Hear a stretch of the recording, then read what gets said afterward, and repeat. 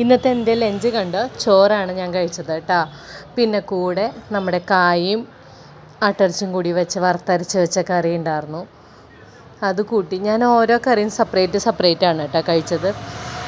അത് കൂട്ടി കഴിച്ചു. പിന്നെ പയറ് തോരൻ ഉണ്ടായിരുന്നു, അത് കൂട്ടി കഴിച്ചു. പിന്നെ സാലഡ് ഉണ്ടായിരുന്നു, അതും കൂട്ടി കഴിച്ചു. പിന്നെ കടലയും. അങ്ങനെ ഇന്നത്തെ ഉച്ചയൂണ് ഇതായിരുന്നു. എനിക്ക് പറഞ്ഞാൽ നമ്മുടെ മട്ടനും കായും കൂടി ഉള്ളതില്ലേ, നല്ല സ്പൈസി ആയിരുന്നു കേട്ടോ, നല്ല ടേസ്റ്റ് ഉണ്ടായിരുന്നു. അതപ്പോൾ ഞാൻ കഴിച്ചു.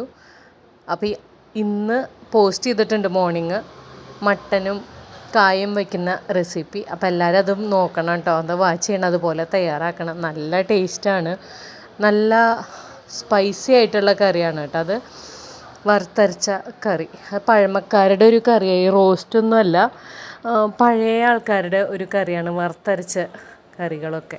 അപ്പോൾ അതുപോലെയാണ് ഇന്ന് വെച്ചത്. അപ്പച്ചന് ഒരുപാട് ഇഷ്ടം വറുത്തരച്ച കറി.